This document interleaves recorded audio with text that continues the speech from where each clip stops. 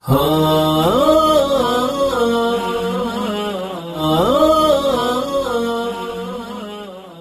Israel itu dinampakkan oleh Allah mukjizat-mukjizat yang begitu banyak. Nah, ini mukjizat di antara mukjizat yang dinampakkan oleh Allah. Akhirnya apa? Wa idz qala Musa liqaumihi, ya, ketika datang kepada Nabi Musa, kemudian Nabi Musa berkata kepada kaumnya, "Innallaha ya'murukum an tadbahu baqarah." Sesungguhnya Allah menyuruh kalian untuk menyembelih sapi. Marah-marah ini, Pak. Loh, kok bisa? Urusan begini kok malah disuruh nyembelih sapi? Ya. Ini apa ini? Apa-apaan ini? Qalu atattakhiduna huzwa? Musa, apa kamu itu mengejek kami? Ya. Ojo ngenyek ya. Gitu. Jangan mengejek-ngejek, ngomong urusan begini kok malah dikongkon nyembelih sapi. Nyambung apa enggak, Pak?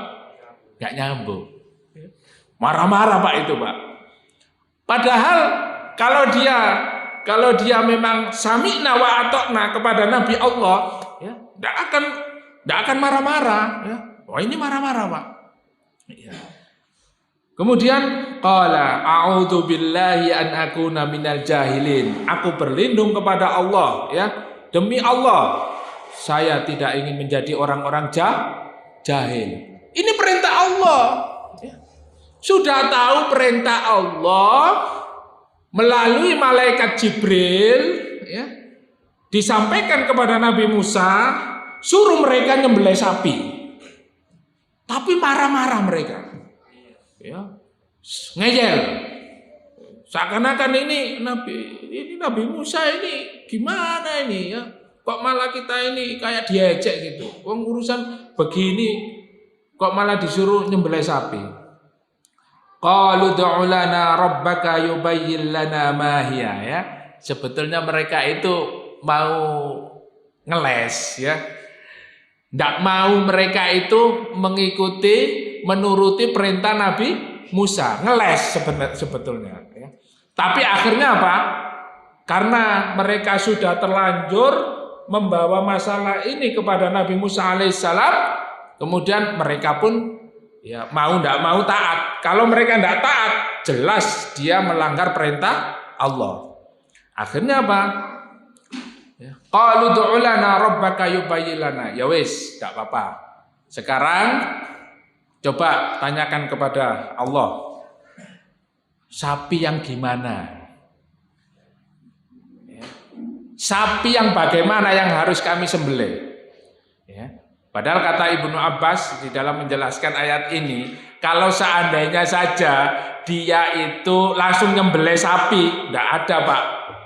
Apa kriteria itu, tidak ada yang akan memberatkan. Tapi karena ini takut terus, ya. Sapi sing ya apa, ya, yang bagaimana bentuknya. Kemudian qala innahu yaqulu innaha baqaratun la faridun wala bikrun awanun baina dzalik, ya. Baik, kalau kamu mau tanya, sapinya yang harus kamu sembelih itu sapi betina,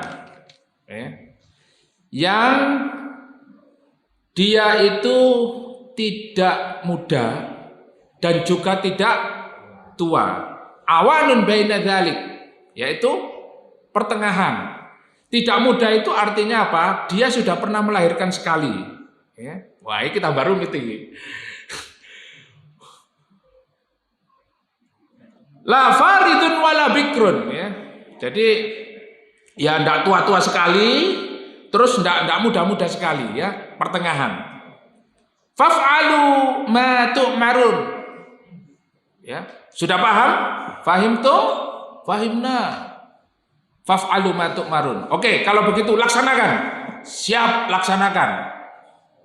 Mau laksanakan, masih tanya lagi, Pak. Tanya lagi. Qalu du'u lana rabbaka yubayyin lana ma launuha. Ya.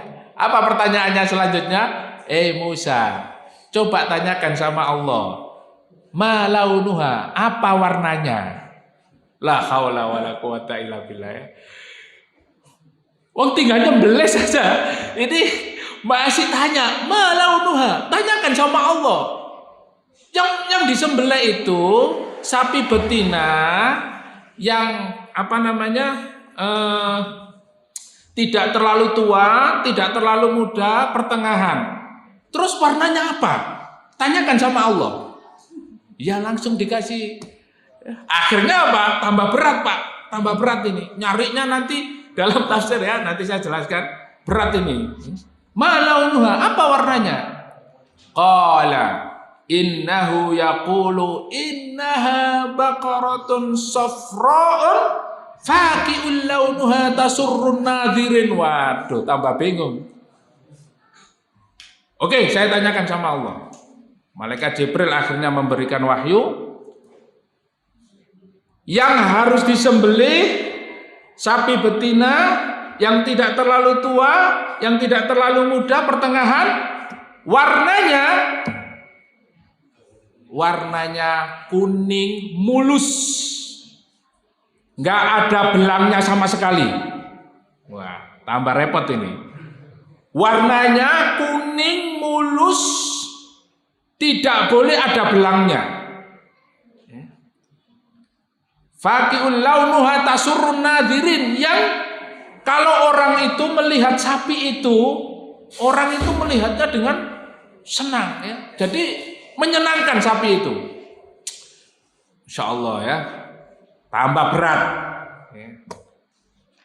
Sudah tanya warnanya? Qalu du'u lana rabbaka yubayyin lana ma hiya. Masya Allah ya. Sudah dikasih tahu kriterianya seperti itu, masih tanya lagi. Mereka berkata, wahai Musa, tanyakan kepada Allah lagi. Kriterianya seperti apa? Ya. Tua, gak tua, enom, gak enom, pertengahan, kuning, mulus, ndak ada belangnya. Terus sapi sing ya apa? Masya Allah. Wah, garing nyembelih aja kok masih terus ditanyakan. Ya. Padahal sebetulnya dia itu mendapat perintah amr yang sangat mudah untuk dilaksanakan, tapi berat. Karena apa? Karena dia terus menanyakan. Tanyakan kepada Allah supaya menjelaskan mahia, ya, sapi yang bagaimana. Innal baqarata syabaha alaina. Ya. Jadi mereka ingin penjelasan tentang sapi itu, sapi yang bagaimana. Wa inna insyaallahu lamuhtadun. Nah, sesungguhnya ya, kami insyaallah. Nah, ini kata-kata insyaallah ini Pak, yang menghindarkan mereka dari azab langsung dari Allah. Karena mereka mengatakan insyaallah. Kalau mereka seandainya, ya, di dalam tafsirnya ini disebutkan, kalau seandainya mereka tidak mengatakan insyaallah, mereka langsung diazab oleh Allah. Ya, karena mereka mengatakan insyaallah wahai Musa, kalau kami tahu kriterianya nanti sapi yang seperti apa, nanti kami akan jelas ya mendapatkan petunjuk. Ya. Insyaallah kami akan laksanakan. Akhirnya qala innahu yaqulu innaha baqaratun la dhalulun tuthirul arda wa la taskil hartha. Oke, akhirnya dapat penjelasan lagi Pak.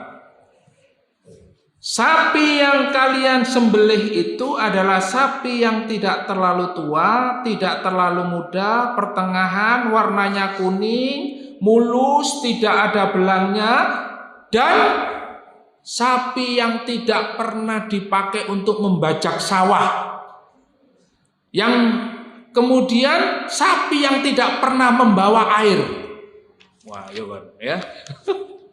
Pak di Israel karena tanya berat ini. Waduh, ya. Akhirnya waduh, ini apa ini ya? Musallamatul la syiyata fiha. Ya, kemudian mereka mencari-cari itu di dalam tafsir disebutkan selama ya 40 hari mencari sapi ini tidak ketemu-ketemu. Dicari kemana-mana tidak ada. Ya, yang seperti disampaikan syaratnya sapi yang disembelih seperti itu tidak ada. Dicari di pasar sapi tidak ada. Dicari di mana-mana nggak ada. Sampailah dia ketemu sapi itu di salah seorang laki-laki yang dia ini disebutkan, ada yang menyebutkan di dalam tafsir itu dia adalah seorang yang amanah, yang berbakti kepada orang tuanya. Temulah orang-orang Bani Israel yang tanya kepada Nabi Musa tadi itu setelah mencari beberapa hari ketemu. Tapi tidak dikasihkan, Pak. Tidak dikasihkan. Kenapa? Karena dia sangat menghargai ya, menyayangi ya binatangnya ini. Kemudian orang-orang Bani Israel itu memaksa karena sesuai dengan kriteria itu. Tidak bisa, tidak akan saya berikan. Sudah, begini saja. Kamu, sapimu itu berikan kepada kami. Akan kami ganti seberat emas. Ya. Jadi sapi itu ditimbang, beratnya berapa misalnya, kami akan berikan emas seberat sapimu itu. Tidak mau, tidak dikasihkan. Sampai akhirnya ditawarkan 10 kali lipat. Ya. Jadi misalnya 100 kilo gitu ya. Dapat emas 100 kilo. 10 kali lipat, Pak. Ya, ditawari 10 kali lipat. Tidak mau juga. Akhirnya dilaporkan kepada Nabi Musa alaihissalam. Kemudian Nabi Musa datang, kasihkan. Kasihkan kepada dia. Akhirnya dikasihkan dengan yaitu tadi 10 kali lipat. Dapat emas berat seberat sapi tadi. Kemudian akhirnya sapi itu disembelih, ya, disembelih oleh Bani Israel dan kemudian diperintahkan kepadanya wa idza qataltum nafsan faddaratum fiha wallahu muhrijum ma kuntum taqtumun faqulna dribuhu bi ba'dihha. Nah, diperintahkan kepada Nabi Musa, ya, Nabi Musa memerintahkan kepada orang-orang yang nyembelih sapi tadi, pukulkan salah satu bagian dari sapi itu ke mayit tadi, yaitu ke paman-pamannya tadi. Wallahu mukhrijum kadzalika yuhyillahul mauta wa yuriikum ayatihi la'allakum taqilun. Di dalam tafsirnya disebutkan paha sapi. Ya, setelah dipotong, kemudian dipukulkan ke mayit tersebut, ke orang yang dibunuh tadi. Dipukulkan, hiduplah dia. Atas kehendak Allah Subhanahu wa taala, mayit ini yang sudah terbunuh tadi hidup kembali. Kemudian ditanya orang-orang Bani Israel, ya, penduduk di luar kota tadi, kemudian orang-orang yang mengerumuni dari keluarga pamannya ini, keponakan-keponakannya juga datang di situ. Ya, ketika mayat ini hidup, ditanya, siapa yang membunuh kamu? Apa jawaban mayat ini? Itu yang membunuh saya. Keponakan saya sendiri. Yang membunuh saya keponakan saya sendiri dan dia ingin mendapatkan harta warisan dari saya. Wah. Langsung orang-orang yang di luar kota tadi itu, kemudian orang-orang yang dari dalam kota dan keluarga-keluarganya akhirnya menangkap keponakannya ini tadi, yang membunuh tadi. Ditangkap kemudian akhirnya dibunuh. Kemudian ayat selanjutnya, ayat yang terakhir, summa qasat qulubukum min ba'di dzalika fahiya kal hijarati aw ashaddu qaswa. Kemudian hati mereka setelah mendapatkan kenyataan bukti yang nyata, mukjizat yang begitu luar biasa, summa qasat qulubukum, hatinya semakin keras. Padahal sudah melihat mukjizatnya Nabi Musa alaihissalam, apa yang sudah kita pelajari kemarin? Mereka dibebaskan dari kejaran Fir'aun, bisa menyeberangi lautan. Kemudian ketika ditinggal Nabi Musa ke Gunung Tursina untuk menerima wahyu, kemudian dakwah itu diserahkan oleh saudaranya Nabi Musa bernama siapa? Harun. Datang Nabi Musa ke kaumnya, ternyata mereka sudah menyembah anak sapi. Nah, kemudian Nabi Musa marah kepada Nabi Harun ini, ya, dipegang kepalanya sama jenggotnya ini. Ya. Kok bisa begini? Ya. Kenapa mereka bisa seperti ini? Ya. Kemudian akhirnya mereka diampuni oleh Allah dengan syarat apa? Mereka dengan tebusan apa? Saling membunuh di antara satu dan yang lainnya. Ya. Kemudian ketika dia ingin melihat Allah untuk beriman kepada Nabi Musa, dilihatkan cahaya, suara yang keras, dan dia tidak sanggup. Ya. Kemudian meninggal dalam waktu berapa? 3 hari. Hidup lagi, dihidupkan oleh Allah. Ya. Masih saja dia ingin bukti lagi supaya Allah mendatangkan makanan dari langit. Ya, berupa mana was? Ya Musa lan nasbiru ala ta'amin wahid. Ya Musa, kami tidak sanggup kalau makanannya cuma gini-gini tok. Padahal makanan ini dari langit, makanan yang sangat istimewa, tapi tidak mau dia. Akhirnya apa? Ingin makanan-makanan seperti biasa, tumbuh-tumbuhan, mentimun, bawang putih, bawang merah, kacang-kacangan, ya. Sampai akhirnya ya, mereka pun melanggar aturan Allah dengan apa? Mengambil ikan di hari Sabtu. Kemudian ini pun begitu juga. Dengan